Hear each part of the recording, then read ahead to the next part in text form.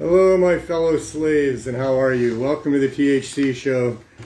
I'm your host, Neil Magnuson, because they let me do that, and how are you enjoying your ability to do whatever it is you're doing? Because you should enjoy it, because apparently, it can be lost to you at any moment. This is the THC show. This is a show where we talk about all things to do with truth, hope, and change, and a lot of it to do with THC, that amazing compound found on the cannabis plant that provides euphoria, while the other cannabinoids are giving you whatever you need to heal yourself because you're taking it because you don't feel good. At least that's how it started, probably. Who knows? But, the whole idea of freedom is what's on my mind today. It's what's on my mind most of the time, And freedom is an elusive thing, maybe, but, not for me. I mean, I'm pretty well defined on what it is.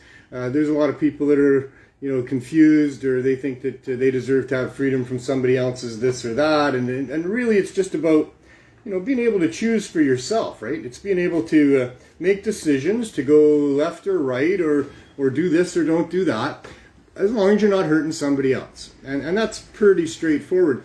And we're living in a world where you may enjoy that kind of freedom within your own home or not, and many people do, and many people don't. But in the world out there, we're living in a world where there's a whole bunch of rules, laws, bylaws, restrictions, prohibitions, and other things whereby we're definitely not free.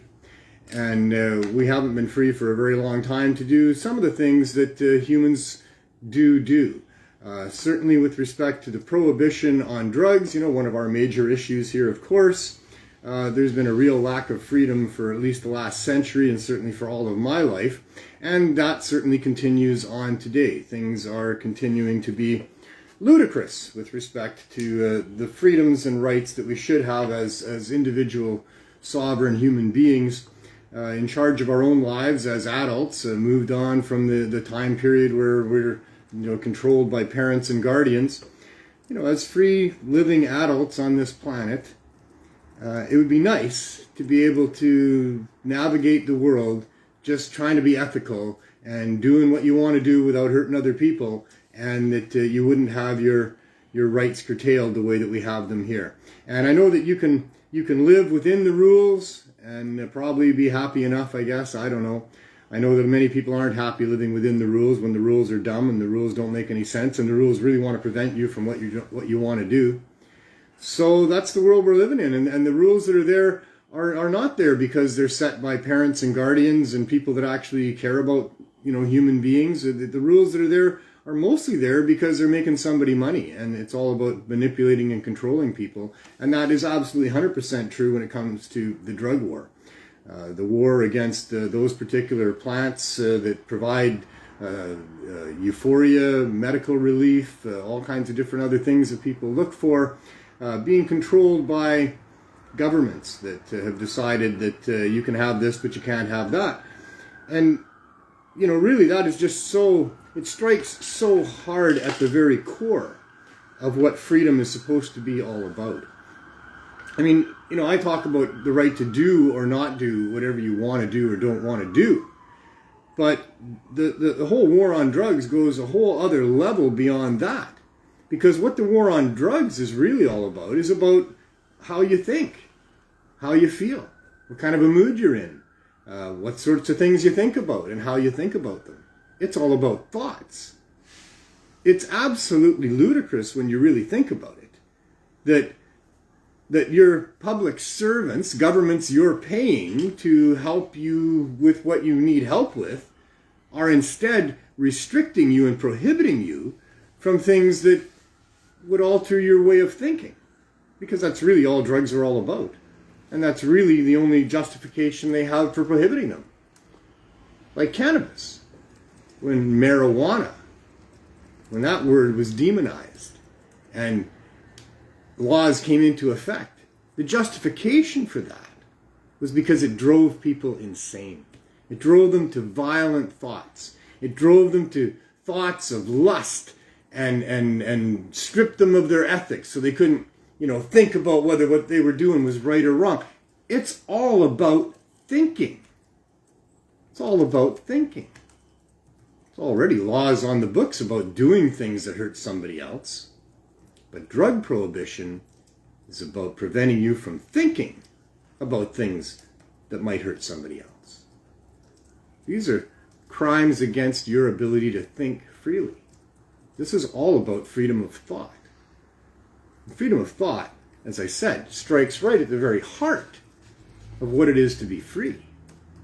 And many, many people would love to change their mood, would love to change their mind, would love to think about things, would love to have some interesting perspective on things, would like to curb certain things about themselves. People are trying to change their thoughts all the time. We all want to be better people. Most people are plagued by certain things that bother them, things they can't let go of. So they'll have a drink of alcohol sometimes to try to let go of that stuff for an evening. Or whatever, or whatever, or whatever. But this is all about freedom of thought. For sure, there's more to it than that, because when it comes to cannabis, it's not just about altering your mind and what you think about and changing your mood. Cannabis is medicine. Cannabis is one of the most trusted, relied upon medicines for more things than anything else is medicine for throughout all of human history as far back as we can go. We find it thousands and thousands of years ago, human beings had a relationship with this plant. And of course they would have, seeing as how the human system has within it a system called what they named it the endocannabinoid system, because it turned out that the system they discovered when they were trying to figure out that cannabis had no medical value, only to find out that it had plenty of medical value because it actually worked the same way in your body as the chemistry that your body creates with this endocannabinoid system. That the cannabinoids on the cannabis plant mimic and are identical to the chemicals that your body creates within yourself. The system that uses those chemicals to deal with pain and inflammation and mood disorders and all those other types of things. So when they're restricting people's access to cannabis because they say it's going to make people violent and insane and cause them to do horrible things, to rape and murder and all those things, they're also preventing what for thousands of years through most of the cultures around the world was a medicine. So all of a sudden this medicine that's helped people with all sorts of different things, like I say, pain, inflammation, mood disorders, sleep disorders, eating disorders, you name it, cannabis is an ally of people who are not doing well and need to do better, and has been for thousands and thousands of years. And so now here over the last 100 years, coming up to 100 years in Canada, we're into the last year of 100, right? We've already put in 99 plus years since the Liberal Minister Bellin stood up in the Canadian legislature in Ottawa and announced that there was a new drug in the schedule that they were going to now prohibit. A new drug in the schedule. They already had prohibited heroin and cocaine, or opium and cocaine,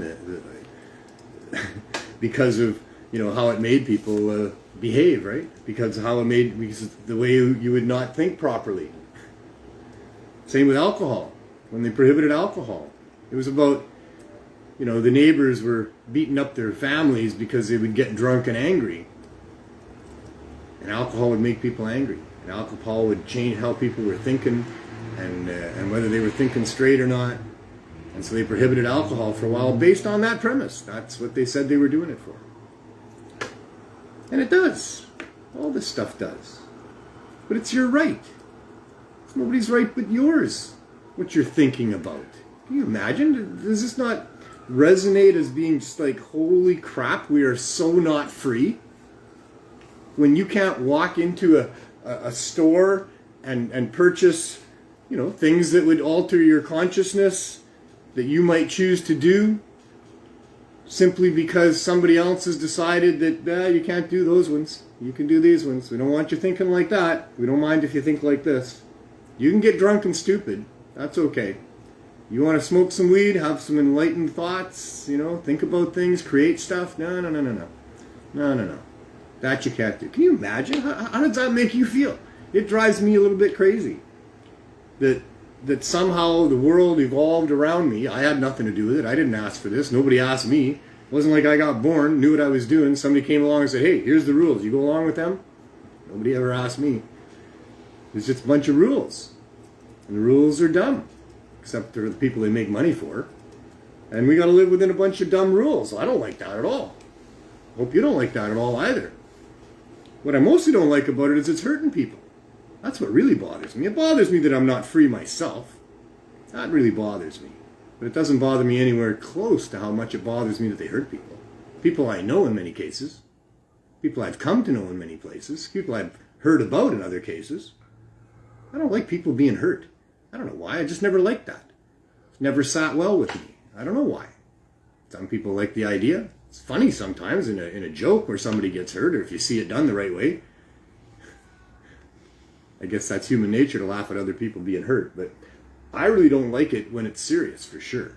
I really don't like it when I'm close to it and I get to know what the ins and outs of it are and who's really suffering and how much they're suffering. And as an activist trying to get cannabis legal, I've been exposed to an awful lot of that. And it just keeps getting worse and worse. And it kept getting worse and worse. The longer I was trying to get weed legal, the more I met people that, had the same idea, because for them it was medicine, and without it they were suffering. And that evolved. It evolved into where there's an opioid crisis. Now people are dying, just instantly. Not even sick people suffering for long periods of time, wanting to get access to cannabis, because it would help them through the whatever years they had left in their life. It's always better to have some cannabis if you're living than not. So, especially if you're hurting, because cannabis has that amazing ability through the euphoria of THC to give you a different mood that'll help you get through, the pain that you're suffering. And then the other cannabinoids go in there, and THC as well, and the whole entourage does whatever it does, and everybody's got a unique body, and it's unique to every person. But it can go in there and deal with your pain and deal with the swelling and deal with whatever's not right. So with the opioid crisis, first, cannabis is an answer to many of the things that would drive somebody to be addicted to opioids in the first place. So the pain that people suffer, the emotional trauma that people go through, the things that drive people to being prescribed mostly opioids or finding them, but usually it's through prescription. Cannabis is helpful for all of that kind of stuff. But once people have been using opioids to the point where they're addicted, and it's not just opioids, it's alcohol, and it's crystal meth, and it's benzos, and it's speed, and it's cocaine, and it's a bunch of other stuff. Once you've used a bunch of that stuff for a long period of time, there's changes that have happened in your body that cause your body to not only crave the substance that you've now been using regularly, but to do some nasty things to you if you stop giving it what you've been giving it regularly. And so it turns out cannabis is the answer to that. That cannabis will get people through withdrawal from all these different substances. And yet, we got a government that, decided that they're going to make cannabis illegal because it changes people into violent, raving maniacs. Of course, they changed their mind after that, of course. They don't say that anymore. They know that's not true. In fact, they know that cannabis is the drug of peace. Cannabis is the drug that people use when they're thinking about whether they want to go to war or not. One of the main reasons it's been prohibited, by the way. Speaking of war. But, so, you look at just how hypocritical this world is. Like, I know it's ludicrous that public servants have evolved into these creatures that think they own us and are tyrants over us and can do whatever they want over us, and they can tell us we can't have even cannabis. But we can have alcohol. Does that make any sense? There's new guidelines that have just been released here with respect to how much alcohol people should be consuming on a daily basis. And the recommendations is that for adult men, 2 drinks a day of alcohol is what is recommended. And then over that, you're at risk of things. Now they know that alcohol causes cancer, it causes liver disease, it causes depression, it causes lots of other things. And when you consume too much of it, you can also get addicted to it and suffer a lot of these different consequences. So they're recommending now that only 2 drinks. they're also recognizing that if they were to restrict people to 2 drinks, which is what the government probably should do based on what they're doing with cannabis, even governments making sure that the medical association only wants their doctors to allow people to have no more than 5 grams a day, even if they've got serious medical issues. So are they going to start restricting how many drinks you can have per day? Are they going to start restricting how much booze you can take home from the liquor store? Are they going to start making sure you give your ID and they can put you in their system and they can see how much alcohol you're buying, and then based on how many people in your household and 2 drinks a day? Seriously, folks. We live in an extremely upside down, backwards and inside out world where we've managed to get a system where we elect into these positions people who are not public servants. Not at all. Not by any stretch of the imagination. They are not servants. They don't act like it. They act like authorities. What we give them, we hand them. What we've been doing over and over again is handing them a 4-year rotating dictatorship where they can change whatever rules they want, impose new rules, especially that federal government in Ottawa. Look what they can do. Holy smokes. None of our money is safe at this point. They can just seize it anytime they want, for whatever reason they want to make up. They could be wrong. They're wrong lots of times, aren't they? Boy, that's nothing new. Governments are wrong lots of times. What if you get targeted and you didn't even donate money to a protest that you thought was what stood for you? In Canada, a country where we were seen by the rest of the world before Trudeau as being way more free than we really are. But that's how they saw us and reported on us. But now, apparently in Canada, not apparently, now in Canada, the government can just seize your money. Boom. Freeze your bank account. Take your money. Probably take your house. Certainly take your ability to make money to pay for your house. We live in a dictatorship, folks.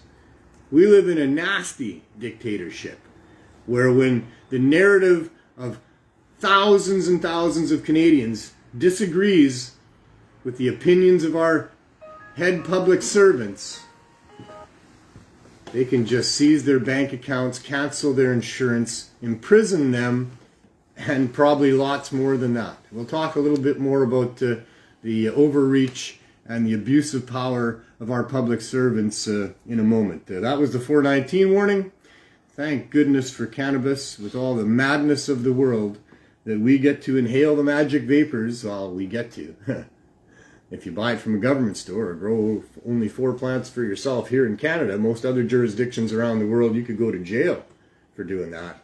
But thank goodness, amidst all the madness of the world, we get to imbibe in some of the magical vapors of this sacred plant, provided by nature, by God, by whatever created creation, or whoever created the life on this planet, or whatever that's all about. It's there for us. It's been there for us for millennia.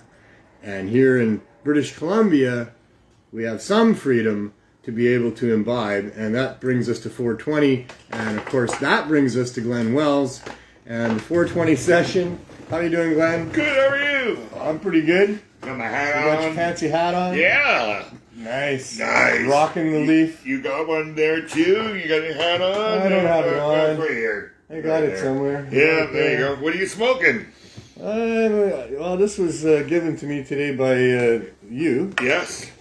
Yes. Crop Kings. Crop Kings tubes. Crop Kings tubes. Filled here in BC. I find it to be relatively tasty for a pre-roll. I don't usually like pre-rolls. And there's no tobacco, and there's... Well, that's good. It's a hemp wrap, so it's not a tobacco wrap. Whoa. Sorry, that was my knee. That was my fancy Sherlock. And then we got a couple of nice cups from Sherlock pipe that I Brina. like so much. We got a couple of nice cups from Brina. All right. There you go. I'm the Thank best, you, and Brina. you're the buds, Yeah, apparently. you may put them in front of your green buds there. Put them over there or something. Buds are best buds. And she donated some clothes for the people of the downtown east side. Yeah, I see that. Big bags of clothes. That's wonderful. Thank you very much. And she said, I saw a Canucks shirt. I might take the Canucks shirt just for a processing fee. I usually don't, but I might. So these guys deliver locally, and they're right across Canada too. They're at WeedGnome.ca, and they are in Surrey. The packages here. Well, it's just not very bright on the package. Yeah. There. Hand me yours, Neil. The green one there, yeah. There's 5 in a pack. That's a little better. Didn't ask what the price, but properly, I would think normally about $30 or something like that. I don't know.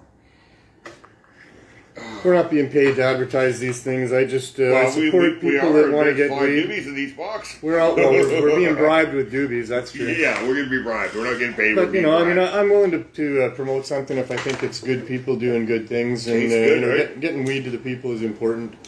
And they might even send us with some stuff on our trip across Canada. Who knows? We're thinking of going across Canada. We're probably going to do that. There's been some developments here within what's happening with us. Yep. And we'll see if there's more developments over the next, what have we got, a month and a half now? Yeah, we got till the end of April.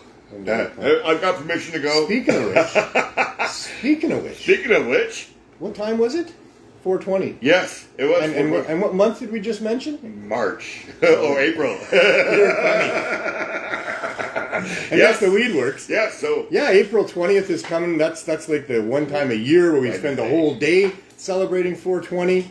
And 420 is definitely going to happen this year. Who knows? It's going to happen. Plans are underway, let me tell you that. Yep. They're well underway. You can find out pretty quickly about how to register as a volunteer, There's a link as on a my vendor, page. as a sponsor, and what's going on. We're going to be back at Sunset Beach. It's going to be a little different organizing crew, and but many, I'm sure, of the same people involved. I'm involved because I always want it to be a great event. That's always been my plan. Nobody ever paid me to do what I did for 420 or Cannabis Day. But I always wanted to make sure those events were done as properly as could be, and I'm going to do the same thing this time around, working with the people. And they're not new people. They're people from the community that have been part of 420 and part of protesting and all the rest of it for all this time. So you'll have staff here in the RV because it's a Wednesday. Oh yeah, we won't be closing at the RV. Okay, that's good. And my staff are okay with that. The core staff that I have are fine with the staying here for the day. Before.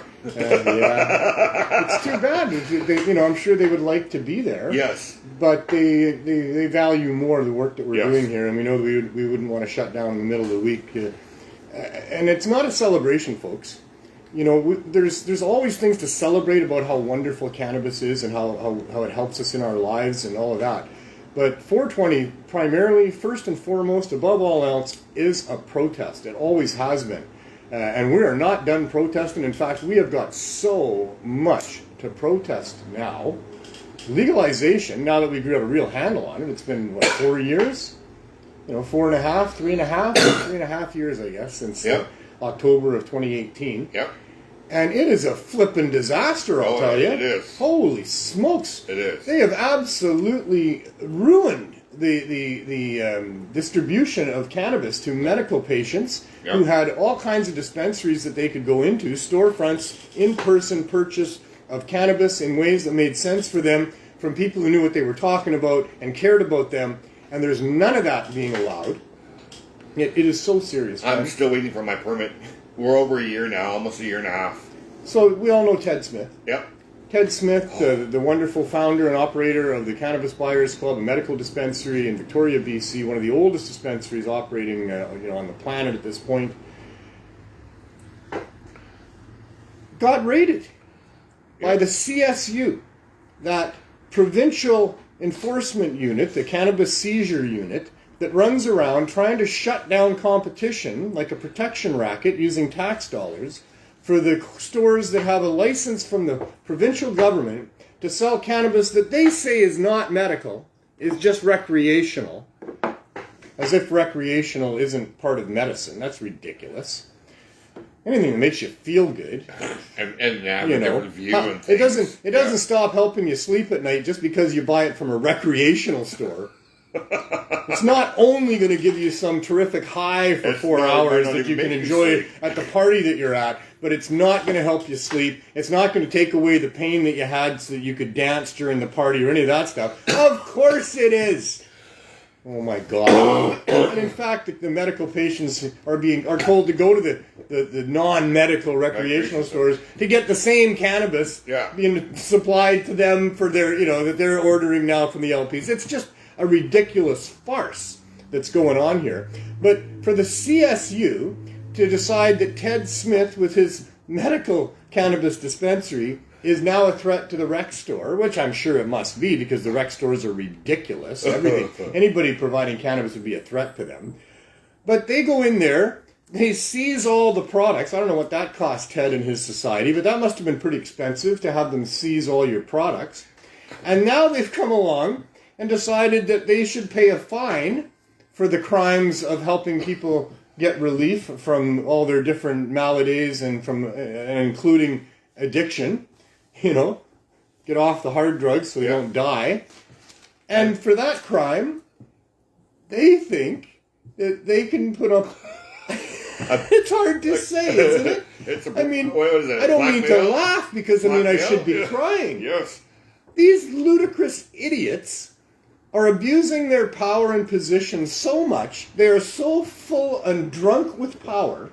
Oh my God, are they ever stoned out of their gourds on power, that they think that they can just give Ted a $6.5 million fine for that.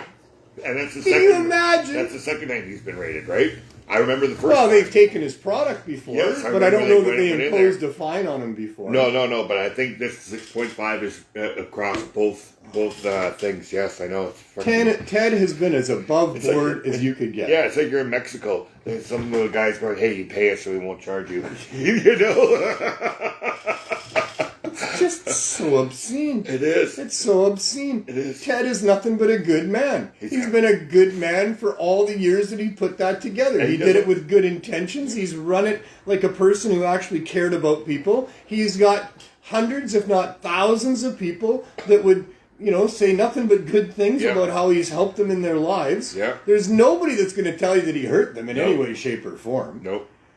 Man, oh man, the worst serial killer we've ever had in Canada would not be fined $6.5 million. No, he doesn't live in a mansion either. Oh, Ted doesn't live a high life at all. No, he doesn't live in a BMW or driving a Ferrari or anything. This guy does not He have doesn't spend his time in Jamaica. No. He's not going on vacations regularly into 5-star hotels. I don't know if he's ever had a bloody vacation. I don't think he's ever had a vacation. I've never seen any pictures of him on vacation anywhere. No, I don't know. He works his tail off every day of his life to try to make this world a better place. He's a hero for Canadians and should be seen as such.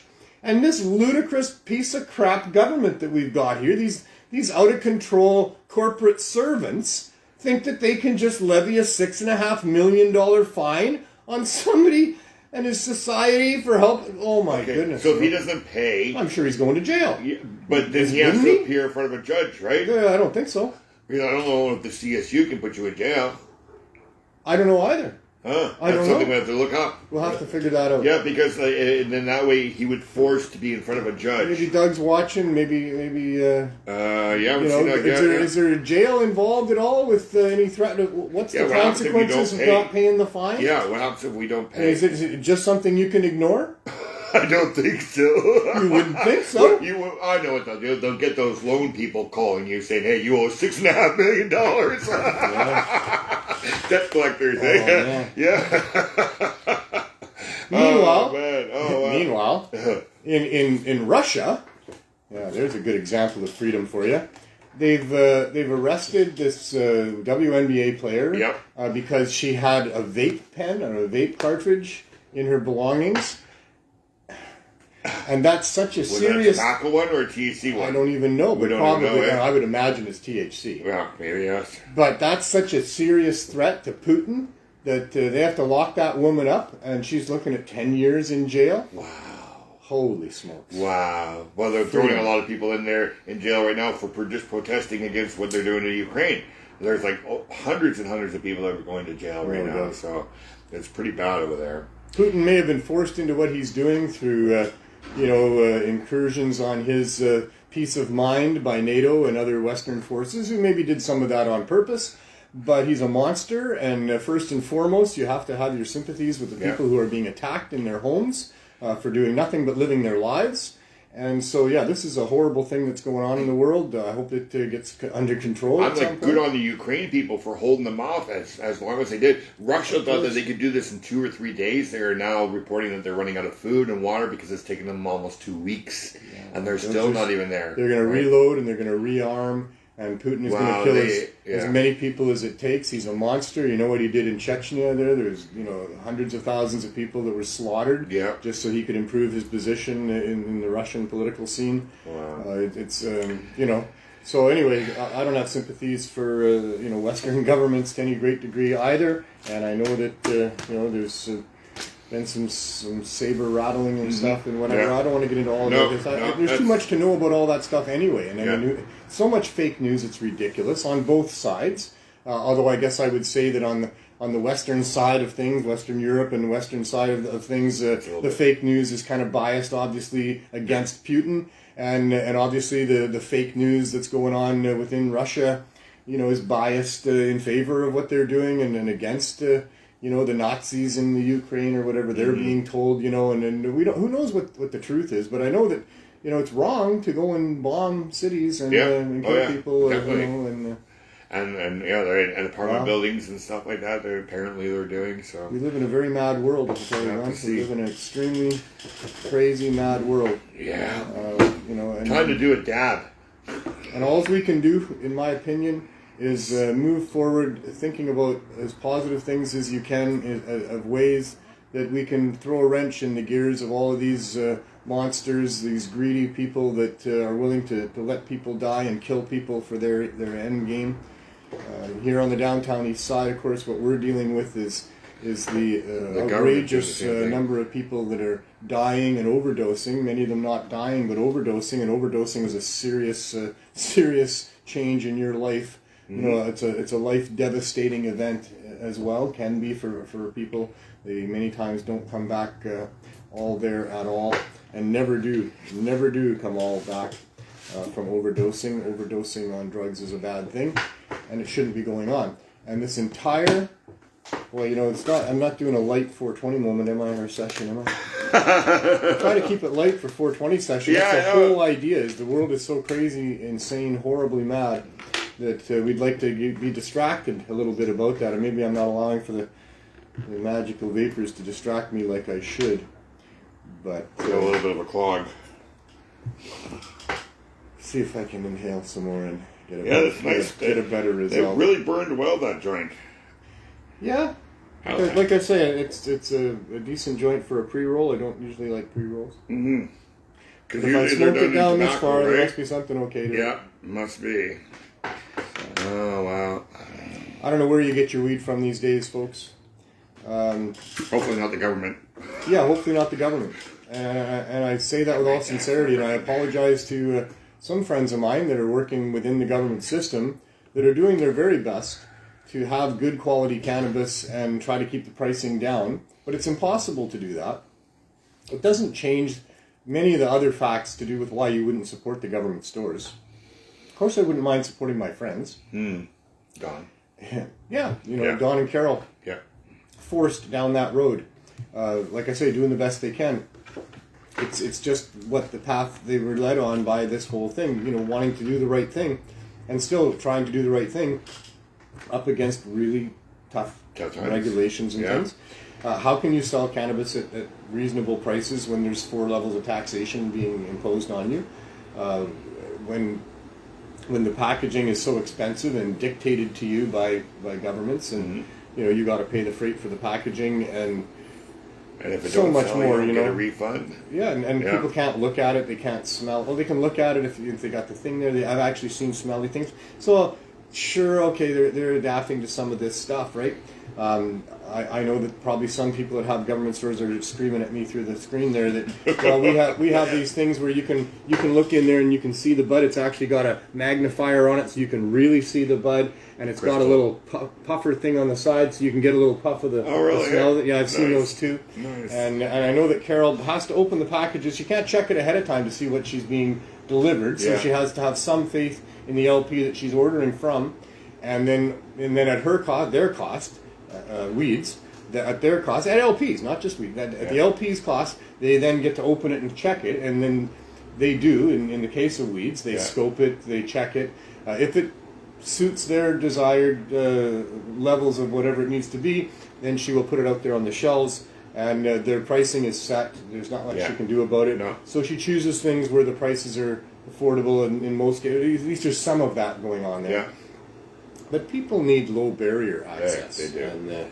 And, those stores don't provide that. And the main number one reason that you don't support the government stores is because that system cannot become entrenched at the expense of the people that need low barrier access. Until the government is going to agree to low barrier access, people can't and should not be supporting those government stores. I know that in places where there's nothing else, I've been contacted by people who say, hey, in my little town, I don't know anybody, there's nobody anymore. Yeah. There is a couple of government stores, I can kind of get what I want there, it's really not too bad.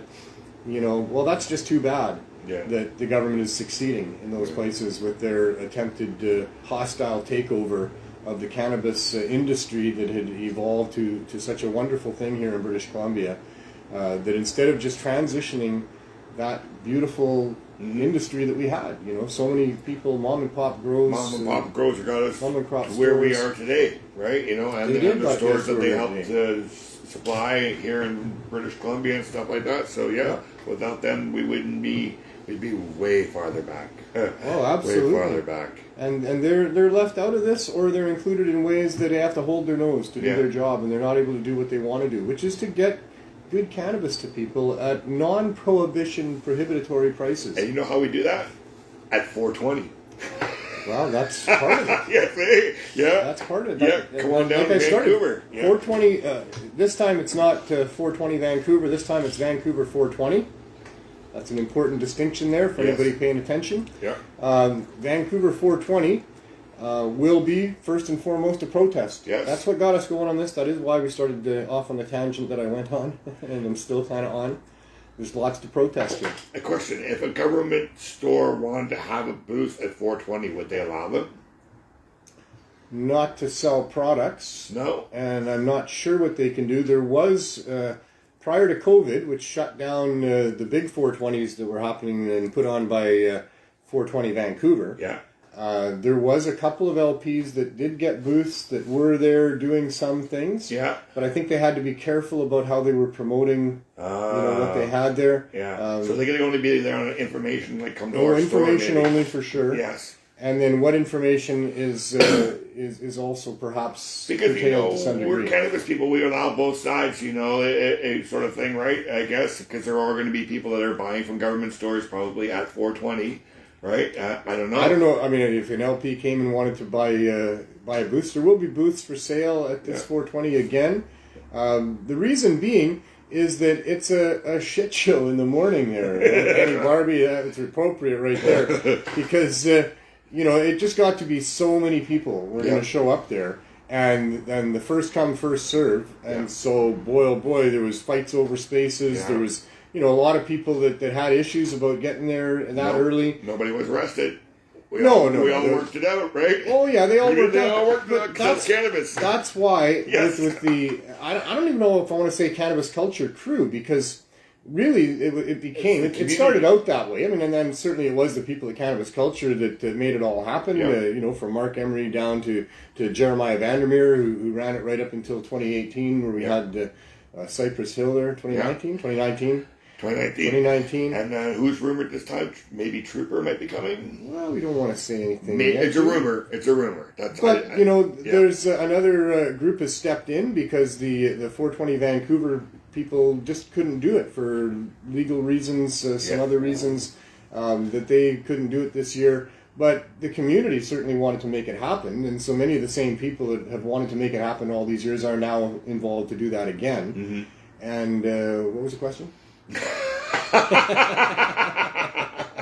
It started with the government LP thing. Can the governments get a booth? Yeah. That's where it started there. See, that is good stuff. Now, isn't sure. it? I know. I just Weed is wonderful. Weed is good. Weed gnome. but yeah, we I just want to really stress that this is not so much a celebration as it is a protest. It's a protest, yeah. And as such, we have more rights in our ability to do what we're doing there. Mm-hmm. This is certainly not a celebration of, hey, legalization was great, now we're all legal, and let's have a 420. Yeah. If the LPs and the government licensed stores want to go and do that somewhere and celebrate their victory, well, I guess that's up to them, but that's not what this is all about. And whatever that would be, that ain't what I'm all about. Mm-hmm. I'm not going to celebrate that the government has kept prices higher than they were during Prohibition times, is restricting all sorts of things about people accessing genetics and medical patients, what they need with respect to high-dose edibles and other high-dose things, that concentrates and what have you, that are necessary for medical use, and for people who just want to use some concentrates or some edibles that are high-dose, that are 10 milligrams a piece. Yeah. You don't need, government's forcing you to get fat to get high. I'd have to buy $200 worth of stuff each night to go to sleep. Well, and you'd have to eat a ton. I know. They're not in small caps. So they're just not... They're not being reasonable about how people are able to buy this stuff. And so until they are, I don't support them. Yeah. And especially because people are really being harmed by not having what they need available to them in the way of concentrates and high-dose edibles especially. That's the big one for me, of course. I like my high-dose edibles. That was the big one when they started saying what the regulations were going to be, too, eh? That's like 10 when Vancouver announced... it's it wasn't the federal government, it was when Vancouver announced the regulations for the dispensaries that came out before legalization happened. They decided to regulate on their own. Yeah. And they took away high-dose edibles. They took away edibles, period. You couldn't sell edibles. Because you didn't understand. Well, oh man, that really was going to hurt a lot of people because the edibles were so much relied upon by sick people, right? Mm-hmm. Yeah. Like, It makes a big difference. It helps me sleep every night. I don't have to take a pharmaceutical pill to go to sleep. Until everybody's free, none of us are free. Yeah. And if cannabis legalization is working for you and you got enough money to afford the government crap and you don't mind the fact that it's probably been irradiated and all that stuff, don't do it anyway, because many of your brothers and sisters are not free to go and access cannabis. They can't walk into those stores. There's many barriers to them accessing that, and what they need isn't there. So until the government looks after the poor, the sick, the suffering, the weak, the people that, a good society would be taking care of before they take care of the rich people, until Canada gets its act together and starts looking after the poor people instead of the rich people, then I don't support their legalization, and I wish nobody else did. Yeah. And I hope they all go bankrupt, and I hope all my friends that are working there lose their jobs, but I don't blame the people that are working there. I totally understand that this has been, they're sophisticated con people. Oh yeah, they are. Oh yeah, they're the government. They're clever bastards. The government doesn't like competition. Well, it's not just the government. The government has been not competent and not clever for a very long time. For most of my life, they couldn't get their act together. One department didn't have a clue what the other department was doing. And you could really work with that, But lately, for the last couple of decades, I guess it's been more and more getting to the point where they really are sophisticated in how they track us and how they understand us and what they know about us and all of that. And you don't get much passed on the government anymore, and that's really unfortunate. Yeah. But the reason is because the corporate world has had such an influence on governments. They're the ones who really run government. Yeah, we know that. And it's the corporate world that's driving the prohibition on cannabis and the enforcement of that. That they have their tools, they know how to stomp out competition and find out who the competition is and all of that. They've shared all that with government. They've kind of merged into one. This is almost fascism. It's almost complete fascism that's happening here. It's not as obvious, but the corporate agenda and the way that they've been able to access and manipulate our public servants has made it so that they're almost one and the same now. That our government is acting on behalf of the corporations, on big business, and what their agenda is. Make their money. And so, this is almost a complete fascism here. It's certainly dictatorship when you see what Trudeau did to quell a protest. Mm-hmm. A protest. A protest, yeah. A protest. Many people didn't like the truckers' tactics, and maybe some of those truckers' tactics were things that you wouldn't support. Mm-hmm. But I support what the truckers were all about, and it ain't just the truckers. No. This was a whole lot of people. Yeah. I know hundreds of people, literally, hundreds of people that I know that are good people, that cared a lot, that were getting in their vehicles that weren't trucks, that were heading to Ottawa to try to make a stand. And the government could see it coming, and they decided to put a stop to it and exercise the power that they have. And what the power they have is this: it doesn't matter where the limits are, they can break them. Yep. It doesn't matter what the rules are, they can make their own new rules. Yep. And they will do whatever it takes to stop you. Yep. And that's that what includes Trudeau putting you in a cage. That includes wiping out your credibility, your reputation, lying about you, calling you things that you're not. Oh my God! What I witnessed over the course of the last month or so here is just horrendous, with respect to the response by what we thought were public servants that turned out to be bullies and gangs that will protect what they're doing at our cost, without any thought about who they're hurting and how they're hurting. And now we're all it's like when it turned out that, holy smokes, they really are surveying everybody. Yeah, well, yeah. And then the government came out more. It's more about the U.S., but it's governments. Period. It comes out. It's what they are. Because, like I say, they're not so much governments anymore. These are representatives of corporations. Corporations, yeah. And so they come and say, guess what? We are. That's what we're doing. Yeah. Not, oh, gee, we're sorry and we're going to stop and never do that again. Mm-hmm. Not, oh, gee, we recognize that that's a serious violation of your rights as people and the citizens that are paying for servitude, from public servants, and that we're paying for servitude, and what we're getting is domination. We're getting dictatorship. Being told what to do. Being told what to do. Yeah, with our bodies, and then minds. And then it's exposed that that's what's going on, and they go, you got us. Yeah, you're right. That's what we're doing. And oh, by the way, that's what we're going to continue to do. Yeah, it doesn't matter. All that happened was you just found out. That's all. And we don't care because you can't stop us. Yeah.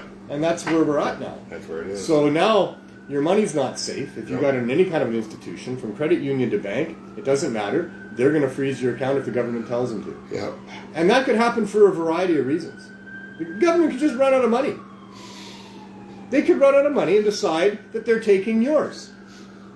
They could decide, and they could, and they might, because economically, we're not looking good, man. No. And I don't think they care. I don't think they really care, like they should care, about the damage that they did and that has been done in the last 2 years to our economy. Holy shit. And where does it go from here? I mean, we're just starting to see the effect of what this is going to be with, increased homelessness and increased all kinds of poverty issues, increased addiction, for sure, and all the rest of that. So they could easily decide that the government is in trouble, they need your money, and they're going to look after you, don't worry, but they're taking your money.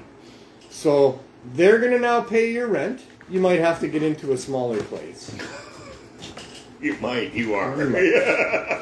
You could probably still drive a car, or maybe it'll be one of those bike shares. But they can decide these things for us, it seems. That's the world we're living in. They've shown their true selves for what they are, our masters. Right. On behalf of the financial elite of this planet that runs everything through their investment companies, we are but their property. And either get over it or get dead. Wow. Get canceled, have no money to live, have no ability to get a job, have no ability to drive because they won't let you have insurance. Maybe there will be places for you that aren't death. Maybe they'll ship you all off to an island somewhere. Maybe they'll designate Australia as the new continent for people who disobey. Oh. Could happen. Never know. Could happen. Most of the people in Australia don't obey already without serious force on them. Nova Scotia's got a bunch of islands on the Atlantic there. Yeah. Send them there. They wouldn't be putting you on the Gulf Islands. This will not be a resort, folks. This will not be a holiday for you. You would be the Northwesters. You know, it's going to be much more like Siberia. Have we not learned anything? There's a lot of remote places they can force people into who can't get insurance, can't buy property, can't get a bank account, can't get a job. You know, there could be a whole country of those people in remote areas where life is really hard and they don't give a shit. It almost reminds me of that movie with Kurt Russell, Escape from New York, where New York was a big, huge prison and all the poor people were living in one section of there and all that other stuff like that, and you had to get out, right? Yeah, it's almost like that. Yeah. We've seen that these dystopian futures can. I don't mean to be a doomsday preacher here. I try not to do that. In fact, I'm all about hope, and I have some hope. Truth. But we are up against severe odds. Have been for a long time. But the game got moved up a few notches here in the last couple of years, for sure. The adversaries got a lot stronger. The powers to disrupt. Our ability to be free has gotten a lot stronger. Yeah. I had my brother tell me we're now moving my mom into full care, and that move has been made yesterday. Okay. But my brother was, asking me about cryptocurrency. Yeah. And I said, no, Sam, I don't want to be involved in that because it takes too much energy. He said, really? Any idea how much energy the banks use to distribute money through the bank system? Lots. I said, no, I hadn't thought about that. He said, no, they want you to think that it's not environmentally sound to use it. Yeah. Because they don't want you to use it. And they being these powerful elite people. And if you look at some of the comments that have been made about cryptocurrency by some of these people that have been, thriving on the monetary system that we have going on here, you can tell that they're a little bit scared about it. Yeah. And now we've got the Canadian government deciding that they're going to go after cryptocurrencies too. Oh, are they? It's all traceable. But what about Elon Musk? He's releasing Bitcoin 10 now. Or Bitcoin X. I think for every action, there's an equal and opposite reaction, Yeah. and we'll see where all of this goes. He wants to make the world a little bit richer. He's doing his own Bitcoin thing, and he's going to try to help people become a bit richer. Well, so. maybe I'll love the guy then. Yeah, we'll see. We need some billionaires that have compassion. Yeah, that's what he's trying to do. Yeah, that care about the human race, that care about the poor people and the sick people, that care about the corruption that's been going on forever, that aren't part of that corrupt machine that's running everything right now, especially the media, but all of our energy sources and all of our medical stuff and all of our everything, the banks, everything is all controlled by the financial elite to their benefit and at our cost. And we could be living much richer. Absolutely we could be living much richer. But they're taking everything they can get, every which way that they can. And it's got to stop. That's my thing. I try not to be negative. I try to be a positive, optimistic person. Yeah. I believe in hope, and I have some hope. Yeah. I always have some hope.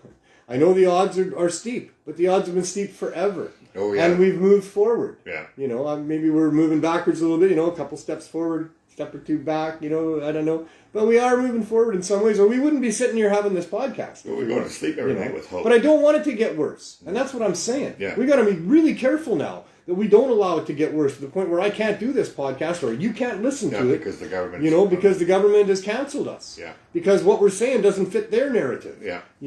But we can say these things. And we're standing on the shoulders of giants who got us to where we are right now. People that were willing to stand up and move away from the back of the bus and all those other different things that have happened over the course of time to move us out of the slavery that the masses of people had been under for millennia before this. So the kings and queens and all the financial elite of these days, we're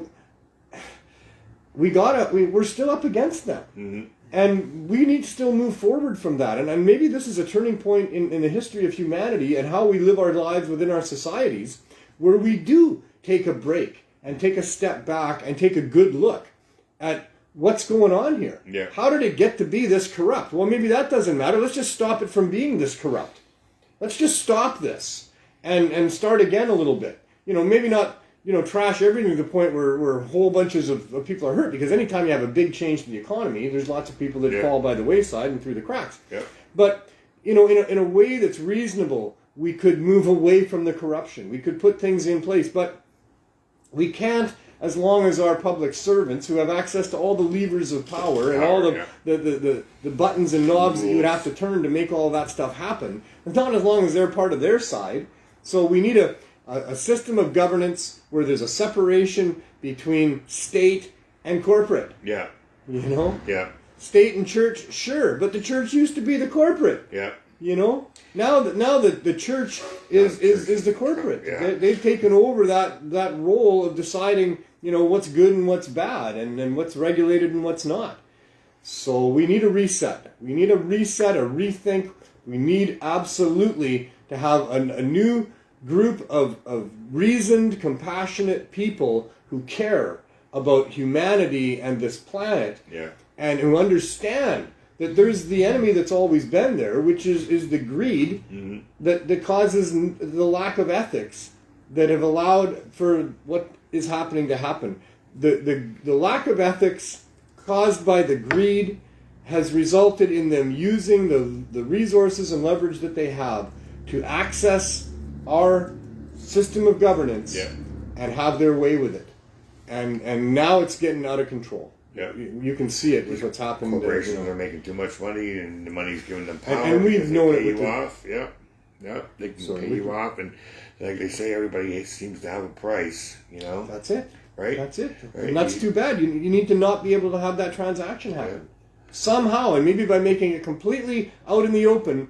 The corporations are going to try to bribe the politicians, Yeah. And that's going to happen, and we know that's going to happen. So here's how we're going to, try to stop that. Maybe one day we'll get to where Star Trek is with replicators. I know what we do. Replicators and no money. I got it. Yeah. I got it from them. What? $6.5 million fine to any politician that ever sells out to the corporations. And what do we do with the money? We just slap them with the biggest, just like the CSU. I'm sure we would only do good things with that money. Yeah. We would protect the community. I'll tell you, I used to be upset because the CSU, man, they must be using $1 million of taxpayer dollars to run their little flipping protection racket scheme there. And now, as it turns out, probably not. Yeah. They're just using the money they're ripping off of all the different dispensaries. With the S&M Sweet Shop, they're looking at $350,000. Wow. I know that that the people I mentioned earlier had to pay like upwards of $500,000. The CSU is getting a whole bunch of money from people that would dare to sell weed outside of the cartel. Wow. And hopefully they're using at least that money to finance themselves, and they're not using tax dollars. They need to be disbanded immediately. That is so corrupt. To actually come up with that, whoever did that, the head of the CSU, reviews the Ted Smith Mr. case. Farnsworth. Well, he's ultimately, and Horgan above him, and Trudeau above him. Yeah. But you bet, it goes head of the CSU, who seems to have nobody to answer to, but of course they do, and that would be Farnworth. Yeah. And then, of course, there's Horgan above him, and JT. Yeah. JT's the one that's allowing all this to happen with this system of legalization that he brought in after selling us a bill of goods by telling publicly on camera even that the medical people would be looked after with legalization, that all they had to do was make sure that they got the prices way down below what would ever inspire a black market to exist. He said those things, not in exactly those words, but he certainly said that clear and plain, that the only way to curb the underground marketplace was to have really good cannabis at prices that there's no point in having an underground marketplace when you can walk into a store. And that absolutely is not happening. No. And the corruption goes all the way to him. But the damage that they're doing in harming medical patients and in inspiring other people around the world to put this system in. Yeah. The JT system of running a cannabis cartel, these other corrupt governments are looking at, and they're going, hey, yeah, okay, yeah, you're right. We can be the ones selling weed to the people, and we can keep those prohibition prices. That means you're paying at $10 a gram, just under $5,000 for 1 pound of a plant that could easily be grown in a farmer's garden and brought to market cheaply. Prohibition has resulted in really fine cannabis because people had to go underground and into rooms and try to have the very best cannabis they could in the marketplace that was developed through prohibition.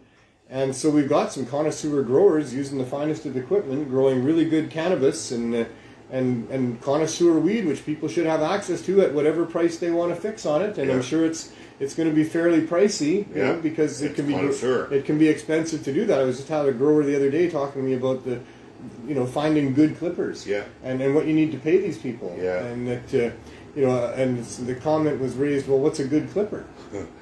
Well, a good clipper is somebody who's fairly quick, who doesn't handle the buds all the time. No. And so what do you mean handle the buds? Well, you see, when they handle the buds, they get the sticky icky on their fingers. Rub. And they like to wear the plastic gloves. Yeah. And then they like to get that sticky icky all over those gloves. Yeah. And then they take the gloves home and they put them in the freezer. Yeah. And then you pull them inside out and you pull off the rub. And you pull off the rub. Got yourself some beautiful hash. Well, you got stuff that sells, pretty pricey. It's about 15 a gram, I think, probably for the rub nowadays. But rub does which is very pricey. Which is $6,000 for a pound. But now we have machines doing it, so there's not as much rub around as there used to be, right? So, some people are using machines. Yes, right. So, but a lot of people are still employing people, and but there are better clippers than others, and they're not cheap. No, it's like you got to look after an hour, I think, and they'll steal from you if you don't treat them right. Yeah, and, all the rest of it. You feed them and everything. Yeah. So there's lots of costs involved in bringing nicely trimmed, good connoisseur cannabis to the marketplace, for sure. My point is that it can also be brought to market grown outdoors, grown in hybrid greenhouses, grown without the great cost, maybe not trimmed as well, or done by mass machine, trimming and whatever. Around it, does it? And once you've paid for the price of the machine, maybe it's not that expensive to do it after that. Perhaps it's not as nicely done, for sure. And I guess you get a lot of the fall off with the machines that you can also use for other things. Oh, you get some keef, apparently, yes. At least, yeah, but I don't know how it is. And keef can be turned into all kinds of good things. Yes, yeah. Anyhow, it's also the point is, the government interference has resulted in there only being connoisseur cannabis available to people in expensive stores. And that's not okay. The marketplace needs to have the full range of cannabis stores available. And there needs to be low barrier access cannabis stores for people to come and get cannabis that's been brought to market. I'm sure there's lots of farmers that would be quite happy to bring cannabis to market at $25 a pound if they're growing large amounts of it outdoors and their production costs aren't much. And you wouldn't think they would have to be much because they also bring cherries to market. And you got to send people up into trees to get those most of the time. Listen, maybe there's new equipment for that too. I don't know. Pounds are about $600 to $800 an hour right now, and the government's getting $5,000 in the government stores. That's crazy. It right? is. If it was $600 to $800, people would be able to go into the stores and be able to get that low price. And you should be able to go into a government store and buy a pound of weed if you want. Yeah. Why not? Yeah. Why not? Well, the government doesn't want you to do that because they want to 30 sell it grams. out to you a little bit at a time. They want to charge you through the nose for it. Yeah. It's all wrong. It's all because if they sold you a pound, they'd have to give you a better price, right? Well, of course. And then it would be ridiculous. Yeah. It would be ridiculous. It would be ridiculous.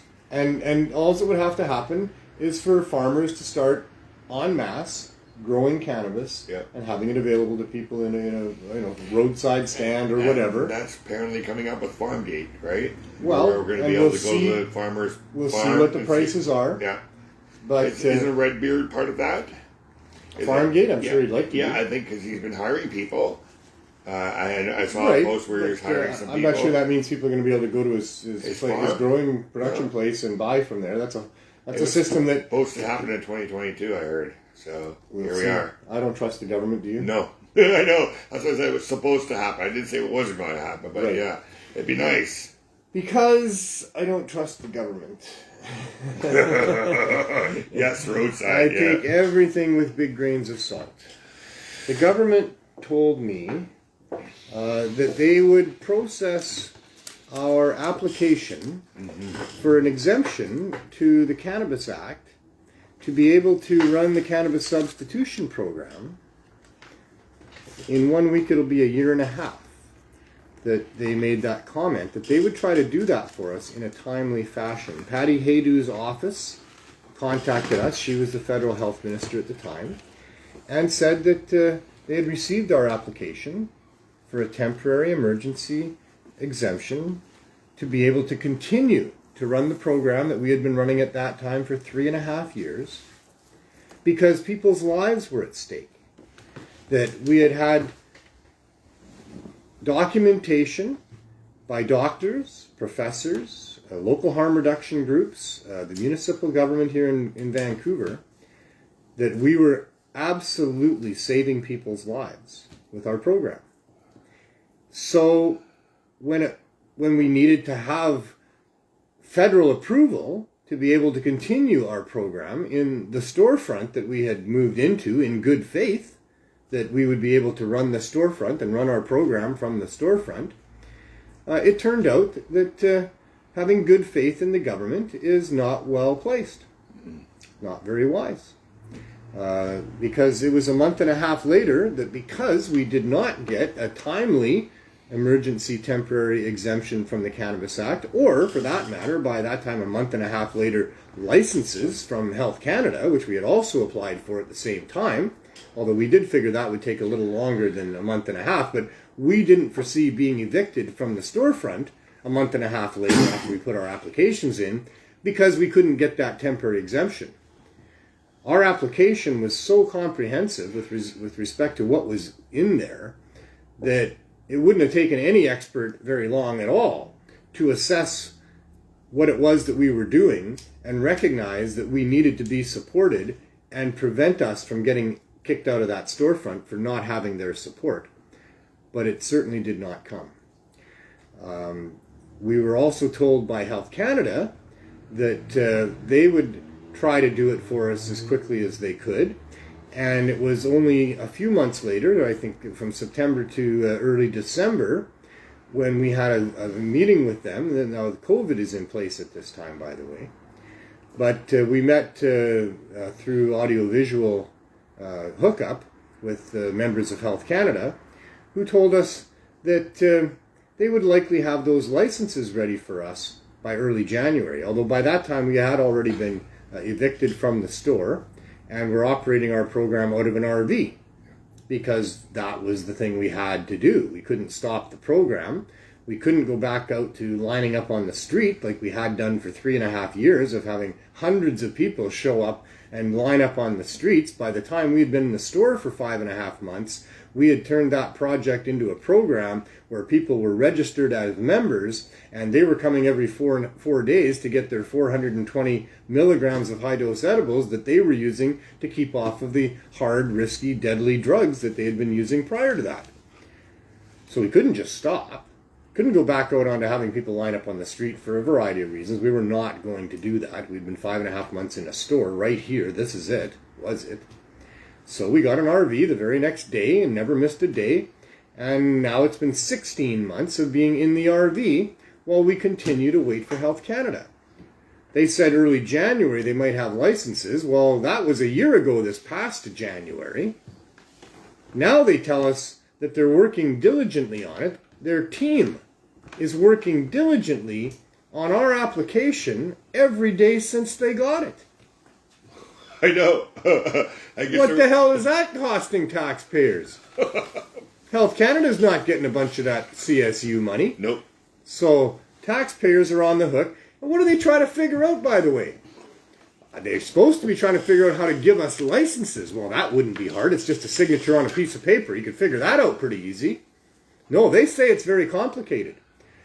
Maybe they're trying to figure out how to not give us licenses. That's what I think. I think they're very diligently working daily, smashing their heads up against a wall, trying to figure out how they can stop us from acquiring permission to save people's lives during a public health emergency.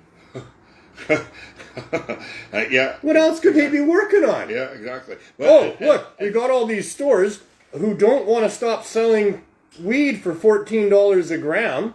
And now these people want to come along and they've actually got weed for $1 a gram and they want to keep doing that and they want us to give them a license to do that. But if we do that, then, while people aren't going to go buy the $14 gram over at the store over there, they're going to go buy the $1 gram or the, maximum $5 or $6 gram that's over there at that store. And believe me, if we got permission to have low barrier access and farmers could just be unrestricted in bringing cannabis to the marketplace, they would not be priced by the gram. Yeah. It would not be being sold by the gram. But that's what they can't have. That's what they don't want. That's the last thing that they want. That's what we've been fighting for and they've been fighting against ever since I joined the fight and for decades before that. They hate us. We're nothing but competition for all the things they want to make money on. We're trying to enlighten people and bring them natural medicine and medicine that brings with it a magical euphoria that allows for you to see clearly whether or not you think you should be paying taxes or who's working for who or, all the weasel speak that goes on with these government people and these media people and these advertising people and these corporate people that all just want to sell you their bill of goods. Cannabis can allow you to see through the haze of all of that bullshit that's being presented to us. And that scares the heck out of them. It allows you to think outside of the box. Nixon said we can't have all these young people sitting around smoking marijuana and thinking about war. Because they're not thinking about going to war. No. They're thinking about how to prevent wars. Yeah. They can't have that. That's where they make all their money. Exactly. That's where they scare the crap out of everybody so that we'll do as we're told from now on. Wars are very important to that big corporate machine that has been enslaving us as best they can since the beginning. Slavery wasn't easy for them. These slave masters that are still the ones that we're talking about. Yeah. The slave masters of the past, which are the corporate elite of the present, who would still quickly, happily enslave everybody if they could. If you would work and work hard for nothing for them, that would suit their means just fine. Yeah. But of course you wouldn't do that. Who would do that? So they try to trick you into working for them. They try to force you into working for them. And boy, do they force you into working for them. And they've been doing nothing but exploiting human beings as a commodity, as a product that they can make money on forever. But the slaves, they didn't want to work. Nope. Who wants to work for somebody who's just captured you and is not being nice to you? So they can't be horrible to these people or they won't work at all, unless they're using whips and threats of death. Yeah, that worked for a while. That worked for a while. Yeah. But, nowadays we'll just read. It's still, they kept escaping. Yeah.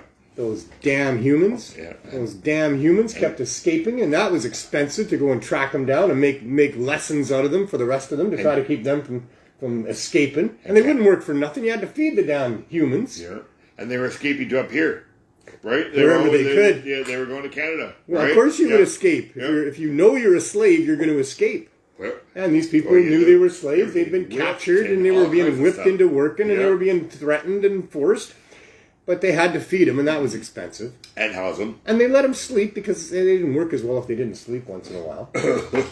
Work as well when I don't sleep They had to concede, although it wasn't that expensive, but they did let them have a little bit of music. Oh, yes. If they made it themselves, they could sit around at night sometimes and sing some songs. They were doing it in the fields anyway. Yeah. So anyway, the whole thing of having slaves wasn't as easy as it might seem. And so they evolved it. And they evolved it into this.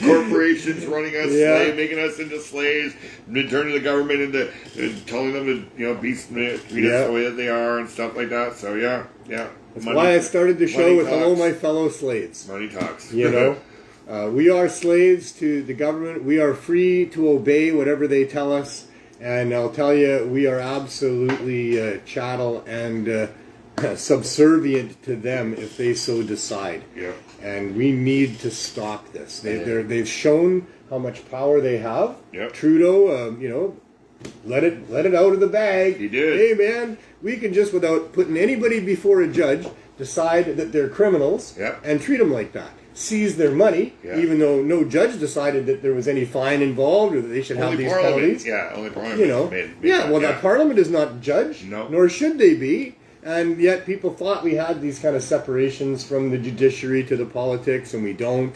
And so now we know even better, you know, the things we've been warning people about on this show since the beginning, and Pot TV's been talking about for 25 plus years, is that we're dealing with corrupt governments that are lying to us, and they're cheating and stealing from us. So anyway, back to what we were talking about there, where we've been trying to get permission for all this time, and it's led us to where we're now still operating out of an RV, as ludicrous as that sounds, doing exactly what we would be doing better within the store. So all they've done is they've made it so we can't do it quite as well.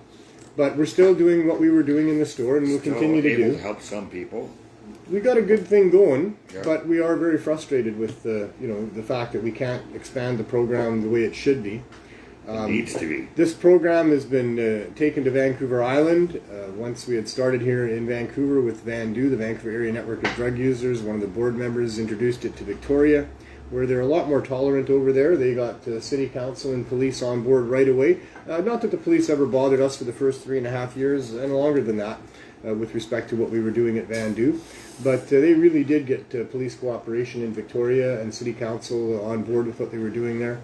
And then it's expanded from there. I know that many people are just, running with the idea of, I'm going to go bring some edibles to people that are suffering, and I'm going to talk to my cousin who's hooked on this shit, and see if I can save some people's lives. And so I know that there's all kinds of random substituting or replacing of these hard substances with the cannabis with the help of people who are just trying to get it to the people that need it. But there's more official stuff than that going on. My good friend Chris Backer in Halifax saw what we were doing here and decided that they could do similar things, and they needed it there in Halifax. And so he's been well over 2 years now providing a cannabis substitution program there, the East Coast Cannabis Substitution Program. Mary McCartney, I love her. I want you to come back, Mary. I want you to get things going in Winnipeg, get everything settled there, and I want you back in Vancouver at some point. We've tried to replace you, but we can't. We're doing okay, but it's not like it used to be. It's Maybe we can bring her back. It's not like having this wonderful person who would figure out what it was that we needed and make sure we got it in time to have it.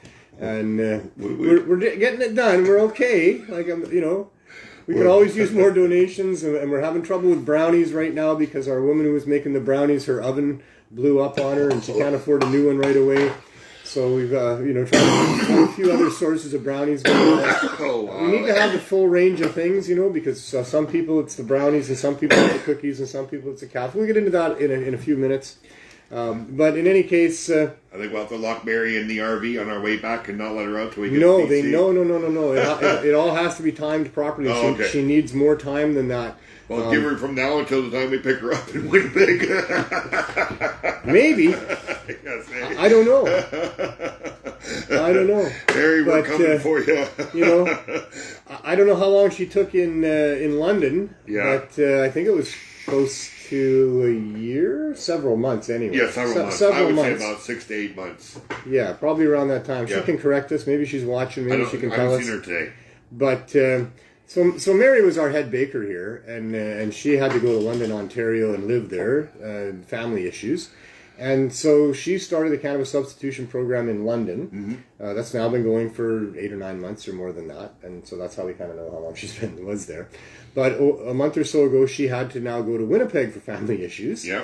The good people in London, Ontario, William Hicks and his son Isaac, and other people that are there, I don't know all their names, and I should, but maybe one day we'll have a big CSP. Something to get it written down, CSP gathering. Yeah, that'd be nice. It'd be awesome to have a get-together with people as these things continue across Canada. I know a nice 420-friendly campground in Alberta. There you go. You can meet halfway. Yeah, meet halfway. Yeah. Not that Alberta's halfway. No, but at least if you're coming from Ontario, you don't have to cross the mountains, right? Yeah. Right? From Halifax to Alberta is halfway because the rest of the way is the mountains. Yeah, the mountains, so, yeah. We're on the other side of the mountains. That's my story, and I'm sticking to it. All right, so anyway, What was that? I don't know. We were talking about the CSU, Mary, and well, just that we have these other CSPs that are going on as well. And so that, the CSP that she started in London has been helping people there, a couple hundred people per week line up and get care packs of high dose edibles.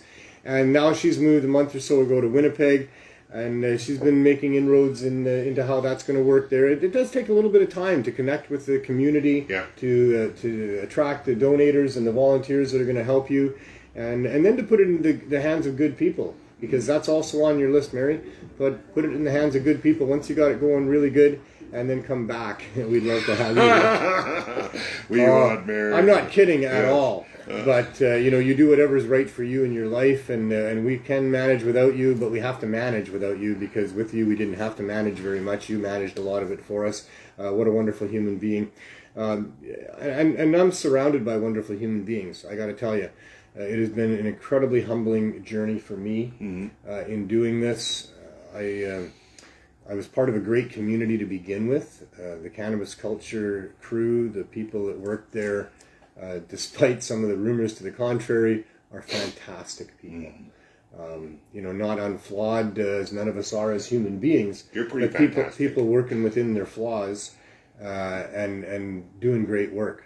We like to talk about it as one love and one heart. One love is what it is. One heart, because that's what you find when and that's what I found within that group of people in that community, was that one heart. Yeah. And I found it when I went across Canada, when I started doing the Freedom Tours in 2006, and I would spend 5.5 months on the road getting to know the different activists across Canada and other people as well.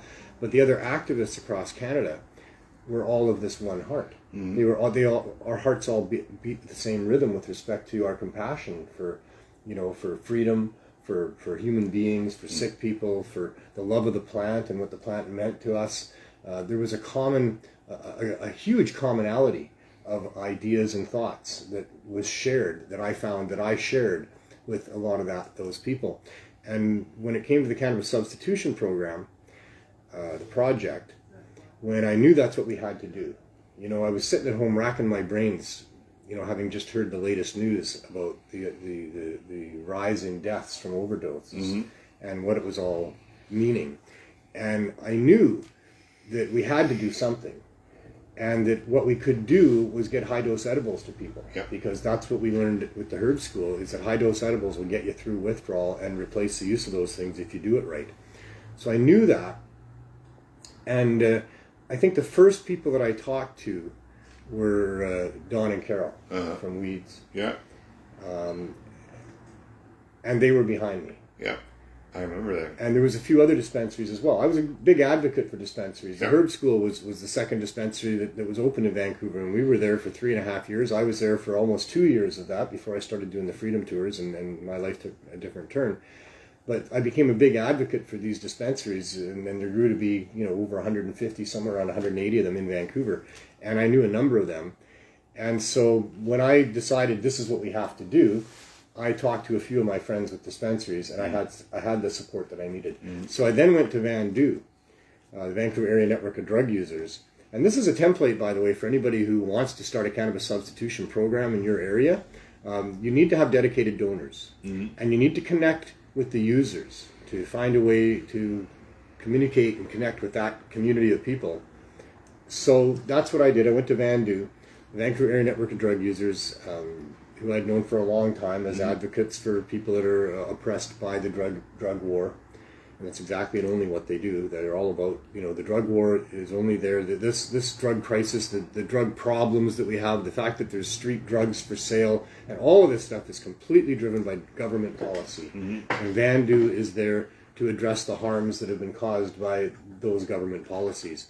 So I went there, and I pitched my idea to the board, and I said, we need to make it as easy as possible to get high-dose edibles to people.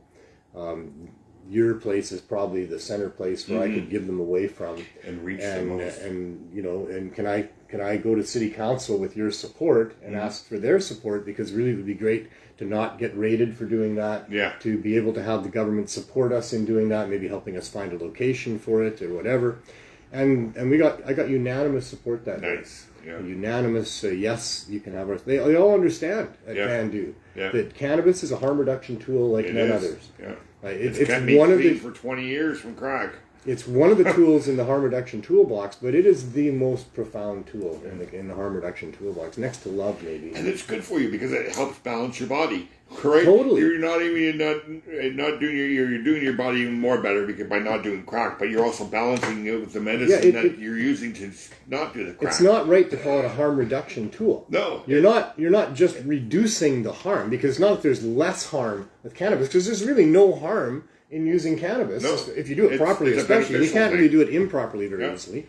So and it helps in all these different areas of health and wellness. Yeah. So I got their support, and then I went back to Don and Carol and a few of my other dispensary friends, and they gave me some stuff, and I had enough stuff at one point, I figured, so I went back to Bandu and I gave it out. I said, can I set up a table and give this out? And from there, I did that again. I went and got more and gave it out, and I went and got more and gave it out, and it worked into being there on Saturdays as a routine. So when I went there for the 4th Saturday in a row, right around noon, because that's just what I did. It wasn't scheduled or planned. I didn't know. I always said I don't know when I'm coming back. They'd always ask me, when you're coming back. I don't know. I'll go get some more and see what I can do. He's there now. You want to ask him a question? Well, we were wondering about whether there was any jail time associated with not paying those ridiculous fines. Yeah, Douglas, can you answer that for us? Maybe. We'll see. It'll take him 10 seconds. He probably knows. He probably knows that. So if you don't pay the fine, what happens? Is it the CSU? What are you threatened with? Yeah. And then is there any way to get outside the CSU for jurisprudence? So that 4th Saturday when I showed up there, because I just got into a rhythm where during the week I was going to my 5 or 6 dispensary friends and seeing what they'd be willing to give me to give away. This is asking for stuff that's costs a lot of money to be given away. Yeah. But they trusted me. That's what we were doing with it. That's what we did. And so 4 Saturdays in a row, I go there right around noon, and there's a bunch of people. Mm-hmm. There's a whole bunch of people. Like, I'm talking a whole bunch. There's always a lot of people at Bandu. Yeah. But there was a whole bunch of people there. And I got out of my car, and they were all looking at me. And I'm like, are you people here waiting for, like, free weed? And they're like, yep. I'm like, wow. I know. And then there was this other smaller group that were like coming right up to me at the vehicle, and they were wanting to help me with the boxes, and they're like, hey man, we're here to help you. We heard you were giving away weed. And that began once every Saturday for a whole year of being able to give hundreds of people care packs of 4 to 6 edibles, a couple of joints. I wasn't going to give away joints. I was just going to give away edibles because I knew it was the edibles that were doing the right thing for people, getting them off those hard drugs. But I'd been in charge for years before that of finding weed at my dispensary friends and getting the Holy Rollers that I assembled. We had this great group of people that we called the Holy Rollers, and I was the one that got all those people to roll all those joints. I was the one in charge of all those joints. I had a bunch of those joints left over from the previous rally that we didn't end up throwing out, and so I gave some out with the care packs. And then I wasn't going to do that anymore. And boy, oh boy, everybody wanted that joint, you know? Yeah, because they get a drink the last 2 or 3 times, you know. Well, no, here's what it is. Smoking all at once. Edibles don't kick in right away. Yes. Edibles take, 20 minutes, 45 minutes, up to an hour, sometimes even longer. Yeah. So people want relief right away. They take that edible and the joint got them to the 20 or 45 minutes is what I'm saying. Yeah, it helps them get there. So it became important. Yeah. And there again, for some people, a joint is all they need. And everybody's got different needs. And we were just trying to meet those people's needs with respect to cannabis. And so the joint became very important. And to this day, whenever people come and get their 420 milligrams, they get a joint thrown in every single time. Wow. And if they need another one, they can always go to the side window and get another one. The free joints have been very, very powerful as well as the edibles. Wow, and it helps somebody right there and then, right? It does, yeah. Doug says we have to wait and see. They just sent them a rebuttal to their response. But have they? Is there provisions within whatever legislation they're using that explains what their powers are to collect that money and what happens if you don't pay it? Is there potential consequences? What do they tell you the amount? Or have you looked at those documents or anything like that, or do you know? Because we don't know, and I'd like to know. Yeah, I would like to know too. Yeah, because if you get a chance to go in front of a judge, then we can just kick off that $6.5 million right there. Because I don't think a judge is going to levy that kind of a fine, right? You would think that a reasonable, impartial judge of a situation like that would be able to analyze. Okay, what's the crime? Yeah, helping people. Nobody was hurt. Yeah, a whole bunch of people are saying he helped them. Okay, it was against the law, though. Yeah, we got that. We kind of know that. Okay, what's the fine? What? You get over there in that box. Take those people into custody right now, please. I know. 100%, man. Anybody rational, reasonable human being would look at that and go, "What the hell? What?" A judge might even just do a financial thing on the club and find out what they could, if they were going to put a fine out, what kind of a fine that would be more reasonable than $6.5 million. This is not the way public servants behave towards the citizens. This is the way an Al Capone behaves towards somebody who's threatening to cut his grass. You know what I mean? Yeah, like, hey, buddy, I'm going to make you a little deal here. Okay? Yeah. Okay. Boom! There goes your mutter. Okay? You want somebody else? I need to give you somebody else, or what? That's enough for you? It was your cousin. You know? Yeah. Oh, no, okay. Your whole family. We'll leave you alive because you got to work off your debt. You know? And you got to tell the story like, holy of what smokes, we did to your family. This is the most, high-handed, like, heavy-handed, ridiculous, like, ludicrous. I can't even put it into words. Like, who do these people think they are? How do they think that's justified anyway? How do they think Ted could ever pay that? Do you think that they knew he couldn't pay that? Of course. But then Ted would just say, well, I'm just going to shut down. But they would think that. But Ted's not going to shut down. Right? So this is probably true. Yes, right? But they're Ted going to say, probably not surrender himself either. This guy's $6.5 million, and it's going to scare the shit out of him, and he's going to shut down. It's not about scaring Ted. No, Although I'm sure they think they're going to scare Ted. I'm sure he's going to stop. Fuck. This is about scaring everybody else. Yeah. This is about scaring everybody or anybody who would dare mess with the cartel. Yeah. They'll kill your whole family. Yeah. You don't think $6.5 million coming out of your skin ain't going to kill your whole family? Or and whatever hope you ever had of having future generations, you ain't going to have no future generations because you ain't going to be able to live, because you ain't going to be able to pay the $6.5 million. If you can't pay the $6.5 million, we got a cage for you. We're not paying for it. Don't worry. Not out of our money. No. It's disgusting. I should let you go. Yeah. It's like 5:30. It is 5:30. It is. The 420 sessions have expanded over the last little while. Good. We're I just like kind of talking. rolling with it. We're doing it. There are a couple people out there. People are loving it. My position on that is that as long as I think we're presenting accurate information that's important to people, to some degree entertaining, but I'm not that entertaining to watch some We're a lot more entertaining people than you and me, I'm sure. We're best buds. We're best buds. We are a sad replacement for comedy duos in the past or news anchor duos in the past. All right, but we do care, you and me. A little trivia, right? That Tommy Chong had a movie done here in British Columbia. The title of that movie was Best Buds. I was in that movie. I was an extra in a scene where Tommy was standing at the border desk, right? And he didn't have any ID on him, right? And he's going, "What? You don't know who I am?" And he turns around and shows back with his teeth, like, "I'm Teacher Chong," right? And the border guard is like, "Argh," but that was my scene. I was sitting there in front of the desk. But he had a problem with the production company, so the movie never made it into the mainstream. I see. But we got to smoke with him and eat with him and his wife and stuff like that. And it's at Riverside Psychiatric Hospital, which is out there in Coquitlam. Right? And I got a handwritten, drawn picture. It said skunkweed, and Tommy had drawn it and everything. But it got stolen from my house once when I was robbed. But Yeah, of course, we love those to guys. Get 2 cups that says Best Buds and have that movie memory is pretty cool. That's very cool. I have memories too, of course. I got to meet Shelby and Tommy at a premiere of a movie one time. Mark Emery was, just I think the 4 of us were there. Yeah. And so that was cool. It was my first meeting with Tommy Chong. Of course, I was a big fan of all of his work early on. I want to meet him again. Where they showed that you can consume amazing amounts of these things and have fun. Yeah. And so then I got to meet him again, both him and Cheech at Crop King Seeds in a promotion for 420 that they put on. There you go. And, just myself with the 2 of them in the green room with all the snacks and stuff. Nice. And talking about the Cannabis Substitution Program, which they were aware of at the time. And I thought that was really cool that they knew what we were doing here.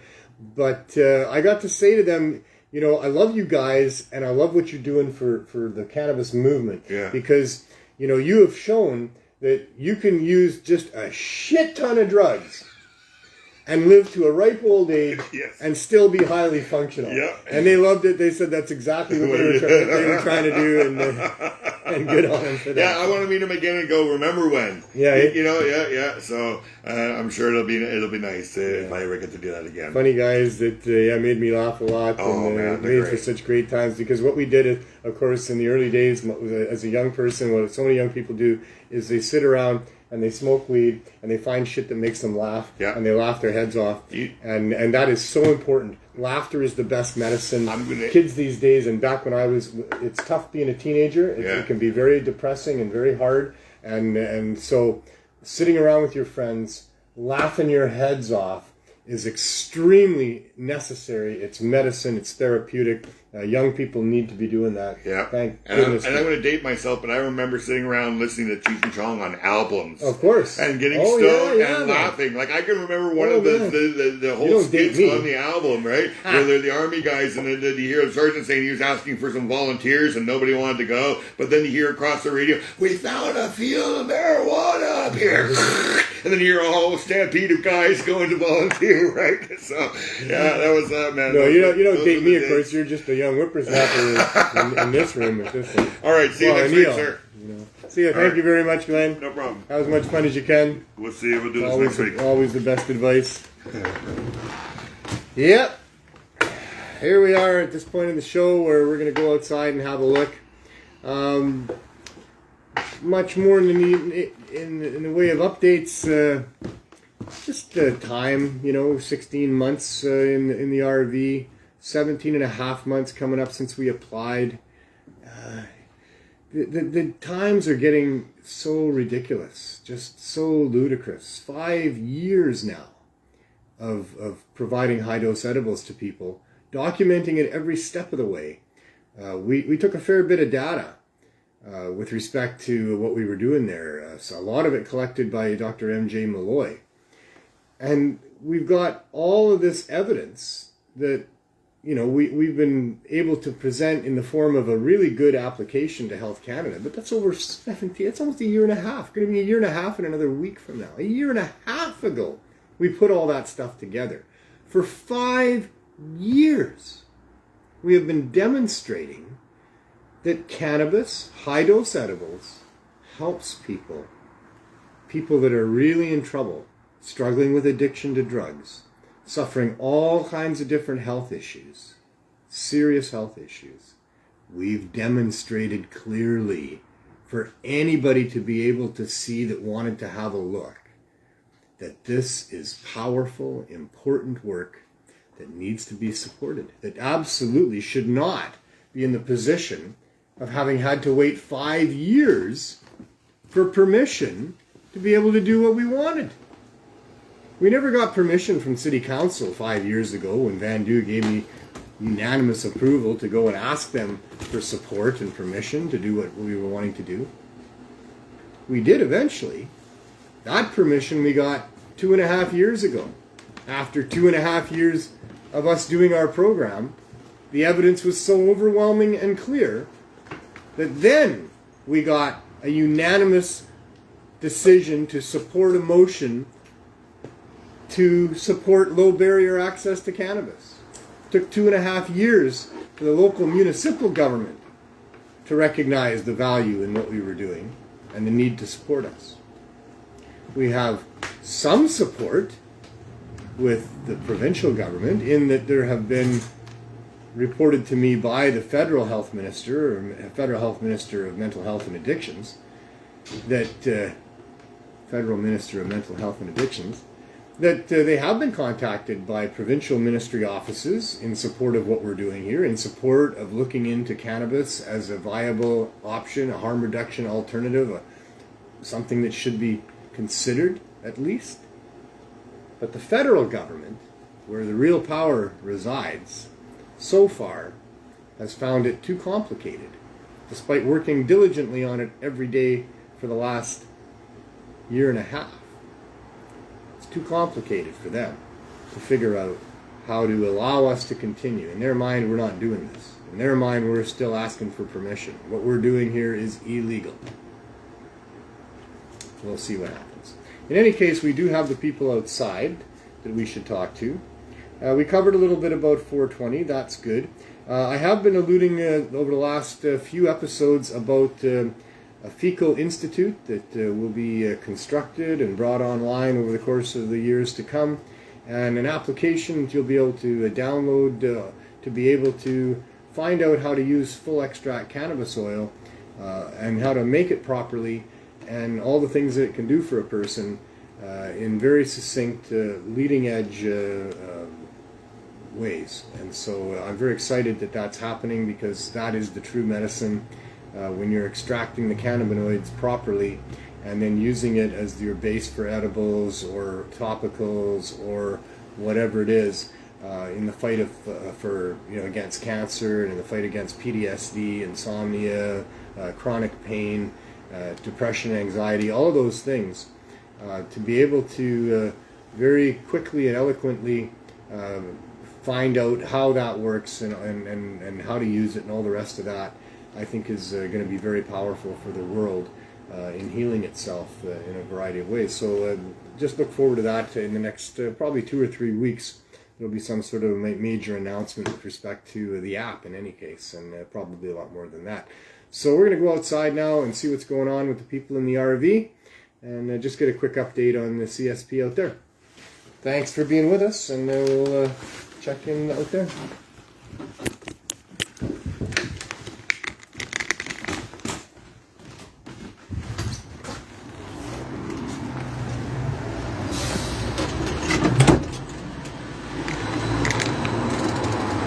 It was an absolutely stunning day in Vancouver, I have to say. The sun was shining all day, the temperature is nice, and just a beautiful sunny day in downtown Vancouver.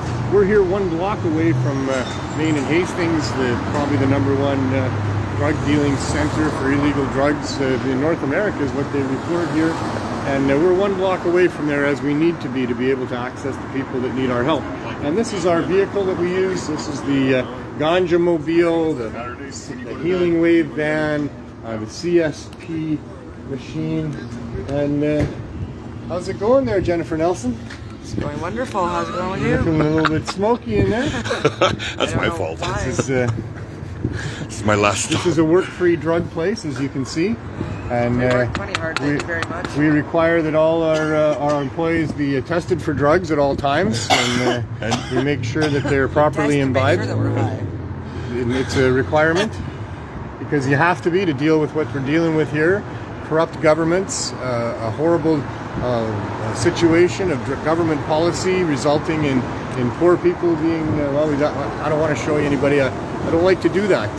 I never like to put our cameras on people that are down here and suffering. It's against their own privacy, in my opinion. I just don't think it's right to do that. Come on down here and have a look for yourself. If you want to see a bunch of people sprawled out on sidewalks, with their pants, or people, with their cheeks to the grounds and their butts in the air and their pants around their knees, looking for small bits of drugs in the pavement, and all the other horrible things that we witness here all day long. These are people's children, these are our brothers and sisters, and we're here to try to help them. But in an effort to do that, you have to have a balance in your life. You have to be able to detach yourself in some ways, because being too attached emotionally and too empathetic of what's going on here makes it very difficult to continue and deal with it all the time. So we've devised strategies. We had quite a chat about it today with one of our people that is suffering and because they've been just too exposed to too much of this, and now the world's gone crazy as well. And you have to be able to stay detached. And I don't know how a person could do that if they weren't imbibing in cannabis on a regular basis. I really think that it's a necessary tool for the job of dealing with human suffering and government corruption. So we try to make sure that our staff and employees have the cannabinoids that they need to be able to deal with what we deal with here. It really is the oil of life, and it's the oil that, you know, I remember when my marriage broke up and how horrible of an experience that was after 17 years and not wanting that to happen. And I remember using cannabis and thinking how fortunate I was to be able to have cannabis to help me get through that. And I remember saying about, I really get it, how so many people end up crawling into a bottle and just staying drunk for years at a time after a long-term marriage ends badly. And thank God for cannabis, and it should be widely recommended and supported.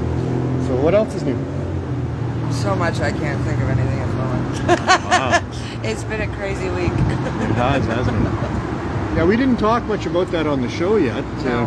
What's happened is that one of the main access points for cannabis here on the downtown east side has been a place called the Blue Door, a dispensary with a blue door that defied government raids several times over the numerous years that they've been here. It must be going on close to a decade now that they've been helping people down here.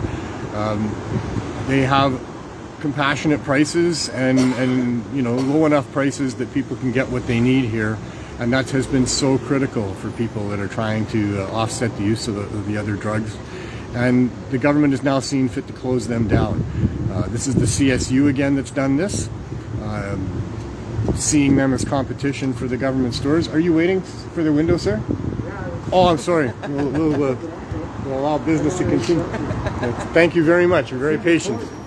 And so the CSU has decided that I guess they were too much competition, and as the enforcers of the government protection racket for their cartel and their monopoly, they sent in the heavies and they seized all the products, and they've forbid them from doing business over there.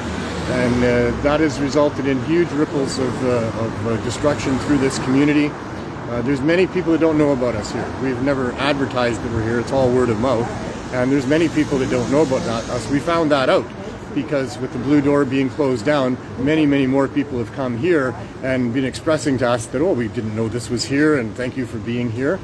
But it's a horrible thing that's happened here. So many of those people who don't know about us and won't know where to find alternatives for what their pains are in life are going to be finding other alternatives and maybe go back to some of the things that they were using before and die as a result. And it's a very disgusting situation. The CSU doing that operation at Main and Hastings. Now that's a street you should really come to Vancouver and view for yourself if you want to see people on sidewalks in trouble. It is an absolute terrible situation over there. And all up and down that street, all day and all night, you can buy whatever hard drugs you want. It's all right there available to you. And yet they're going to spend, I don't care about what they're spending or where they got the money for that. They're going to be there shutting down a viable, safe alternative to people. They're murderers. And that's the only thing I can think of that properly, accurately describes what they are and what they've done. These are monsters. These are murderers. It is one of the most heinous crimes that I can imagine, is to cut off a supply of something that's keeping somebody alive and keeping them in somewhat of good health, and condemning them back into ill health and death in many cases. It's absolutely disgusting. I don't know if anybody's going to answer here today. Probably not. In fact, I might do this myself.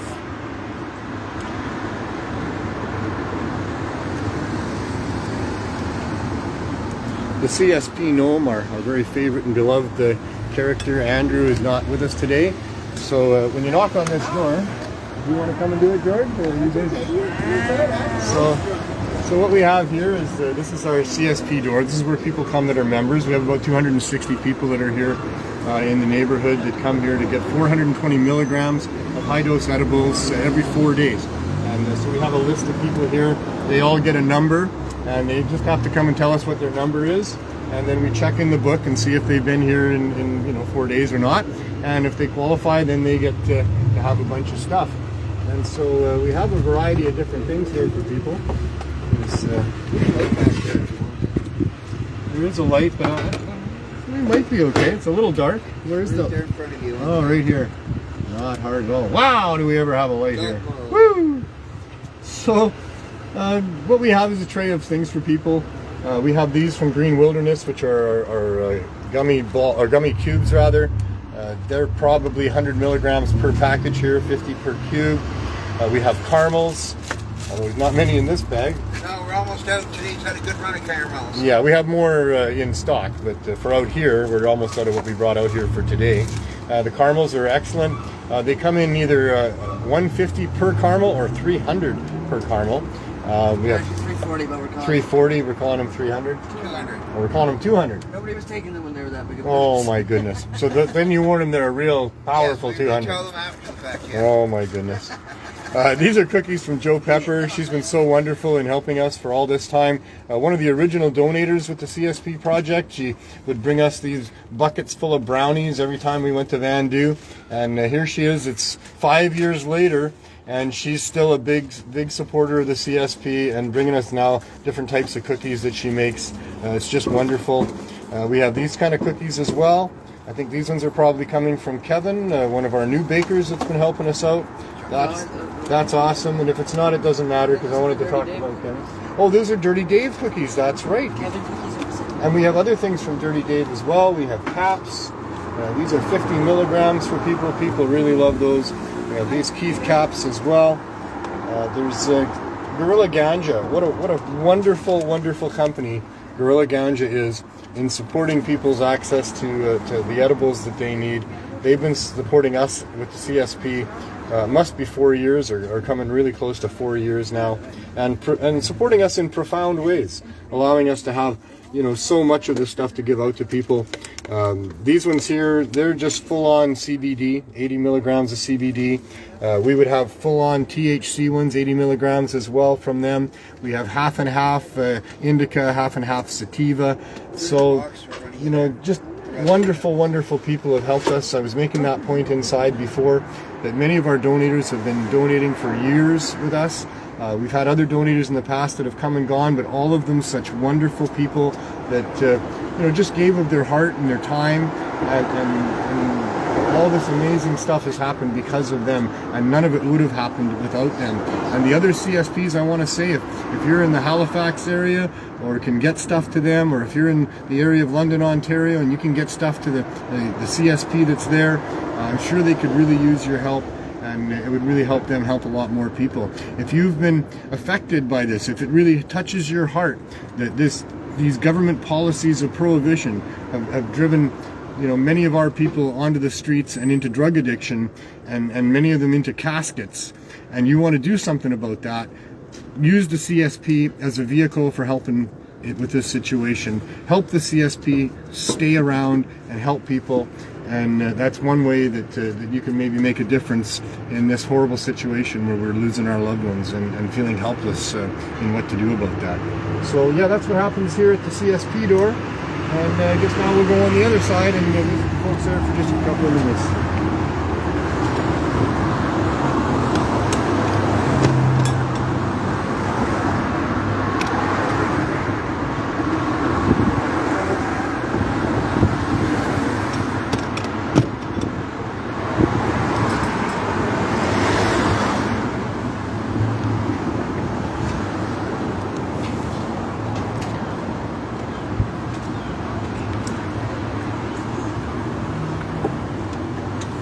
George?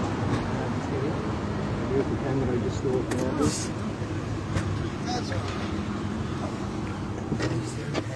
Oh, it's just a habit of mine, I guess. I get something in my hand and I don't want to put it down, or if I do put it down, it's in my pocket. I usually end up with more lighters at the end of a party than I start with. I'm not sure how that happens. It's not on purpose, 100%. Don't mean to do that.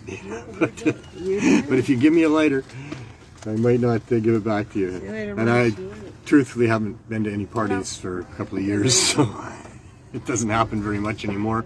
There's not a lot of gatherings where people are borrowing lighters from each other and passing stuff around. It's really quite a shame. Our community has taken a big hit, due to COVID and due to legalization, both of those things. In fact, the combination of those two things has been very, very powerful in a negative way with respect to the cannabis legalization movement. And we're hoping we can get some of that back. But, you know, this is our opportunity coming up here. 420 is a day when people get together that care about the issues to do with cannabis. And if there's not a 420 where you are, we'll have a 420 where you are. You know, if you can organize an event, let's organize events. Let's not let our protests cease as a result of COVID and as a result of government edicts with respect to protests and things like that. We can't lose the right to protest. We can't lose what we've gained so far through the efforts of so many here in Canada, around the world for that matter, but here in Canada, this is where we are. This is our folks. I know there's people watching from other countries as well. But for those of us in Canada, we thought we had a pretty good place here where we could have our voices heard, where we could affect change through protest. And with what's just happened over the last month here in Canada, with the Emergency Measures Act being brought in to deal with what was certainly no emergency at all, simply an emergency that the government was about to lose their hold on controlling the populace and doing what they wanted to do without having to answer to the populace. The points that were being made with the truckers' protest are extremely valid points that are shared by many Canadians. Millions of Canadians were unhappy with measures being taken, with things being done that we didn't think could be done because we were protected constitutionally from our governments from doing such things, and we found out that we're not. So we need to continue to protest. It needs to be a big part of what Canadians do, because protesting in Canada is not just about Canadians and what we want. It's about what's going on around the world. Our movement to legalize cannabis is not just about us here in Canada. In fact, in Canada, we had it considerably better than most places. Certainly in British Columbia, you could pretty much smoke cannabis without too much fear, although still arresting 50,000 people a year here. Ludicrous. But in other parts of the world, places where you can get executed for simply having a couple ounces of cannabis, the draconian ways of the Philippines, of the Middle East, so many other places where people for cannabis are so severely persecuted, murdered, lives ruined, and no access to cannabis to people that are sick and in need. These are horrible crimes against humanity that are going on all around the world. And it's us here in Canada who had earned through standing up for things in the past the ability to be able to protest and speak to these things. And it's for the rest of the people around the world that can't do that we've been doing that here. And we can't have it stopped. It's too important. It's too important for global societies and people all around the world, and what governments can and cannot do. We are in strange, dangerous times with respect to these governments and the powers that they think they wield over us, and the way that they enforce those powers with our money and our people holding guns that we paid for against us. And it's not the world that I'm willing to settle for. It's not the will. I'm not willing to stop what I'm doing, retire, and go live out the last few of my years on a nice body of water with some nature around me, and let the world do what it's going to do, because this is too important. And the way things are going, we need more people to stand up and get active, not more people to retire from it. So I can't retire yet, and neither should you. And we all need to get active and do something about this. These are times that require your attention, and the generations to come are depending on it, even though they don't know it yet. But if it keeps going the way it is, with the ability of technology to survey us and lock us down, we're going to be in trouble if we don't entrench some serious rights and some serious limits on the people that are paid to serve us and protect us from the financial elite that they're currently working for. So thank you for paying attention to me and maybe doing whatever it is you're doing. And thank you for watching this, and I really appreciate everybody that watches the show and shares it around. I really appreciate all the people that have contributed in some way to what we're doing here with the CSP. I really appreciate all the people that have contributed in some way in whatever aspect to further the issue of freedom for human beings. It couldn't be much more important than it is. As time is moving forward, it's becoming more and more critical all the time. We can't just bury our heads and hope it'll be okay anymore. We need to know that there's some hope that it can be okay, but we need to be a part of it, and we need to be vocal about it and find a way to throw a wrench into the gears of the globalists' machine, or the machine of the corporatists that is trying to monopolize us and use us as their products and as their chattel. So there you go. It's been kind of a depressing show, I think. I don't usually quite go on so much about this, but there's things going on like $6.5 million fines and athletes being jailed for 10 years for having a vape pen and a war, and you know, a whole bunch of stuff going on that's got me a little more vocal than normal, and or more negative perhaps than normal. But you have to have a taste of that to motivate you. I don't ever really lose track of it. I try to separate myself a little bit from just how horrible things can be when you focus on them, because I want to be effective in answering them, but I never completely lose touch of it. I'm always aware that you know, there's a real serious enemy to freedom going on here, and it's very powerful and well financed and well armed. And maybe it's too much and maybe we can't win, but we're going to do it anyway, because what else are you going to do? I'm not going to bend over. I'm not going to lay down and die. I'm going to keep fighting for the freedoms of me, you, and those that are coming after us until we get it, or until I die. One of the two. In the meantime, if you're going to do that, you have to have a balance in your life. You can't just be focused on all the negative stuff. You have to have a balance. You have to stay focused on most of the positive stuff. Rather than hate what it is that you're fighting, love the fact that you can fight it, and love the fact that there's gains being made, whatever they are, and focus on that. Because life is short. People get burned out if they go at it too hard, and if they get too overwhelmed and too depressed. Balance is the most important thing of all. But as you're going about your life trying to find that balance, part of it, you know it, is having as much fun as you can. Go and do that. I'll see you next week.